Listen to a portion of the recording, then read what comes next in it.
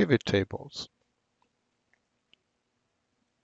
They will summarize your data so you can slice and dice it whichever way it makes sense to you.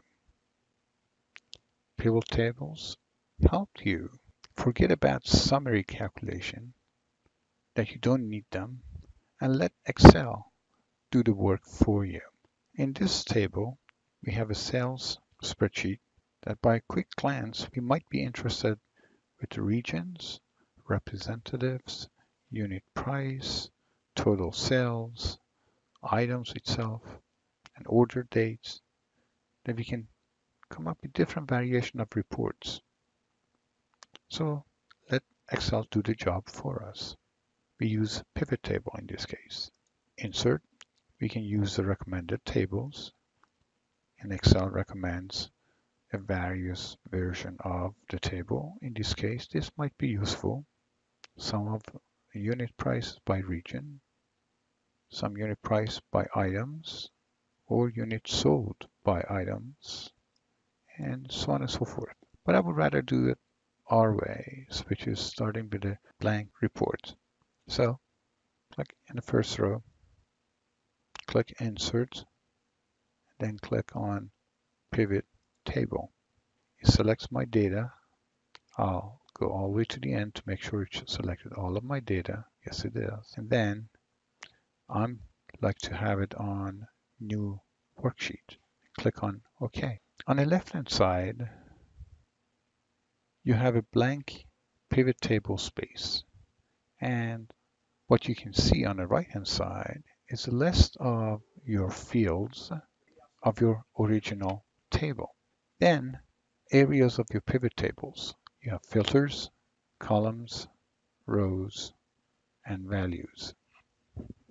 Let's say we're checking our unit price. Click on unit price.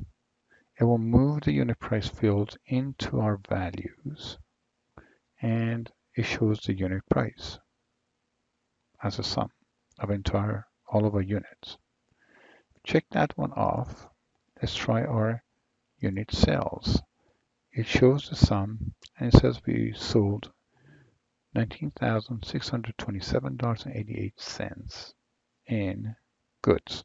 Now let's try to bring items in here. As soon as I press item, it will put it into a row.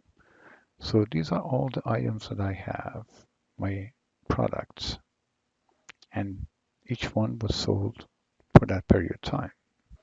I can also bring representatives, and it's more subdivided, like binders was sold by Andrews and Gill and rest, and the totals for that one would be 95, 77, 65. That's total of all of these. Now let's try move our representatives from row to column. So it shows our products, and for each one of the sales reps, the amount that they sold. We could have changed them and moved the items up there. Whichever way that you feel comfortable with your tables and your report, you may want to do it that way. I also can, instead of having the total sales, units sold, that tells me how many units they sold during that period of time for each one of the product by the representatives. We can also say the region. If I move the region, so I have different version, and it shows me by products and each region's by products. I can take the region and bring it to the filter area.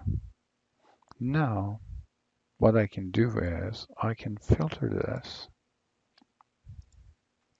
only for East and see the report only for East, or change it for West. So you have a lot of power. I can also use order date, and it shows me my year, and I can just open up based on the quarters, what quarters that was sold, and this is the data I'm getting. If I change that one to East, now I'm getting the data for East or for all. As you can see, there are many variations you can do. Let's make it simpler a little bit.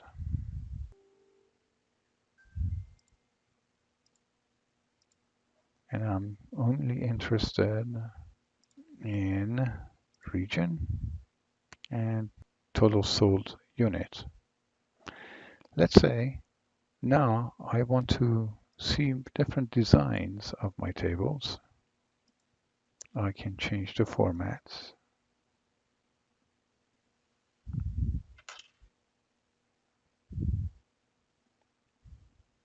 As you can see, the format changes.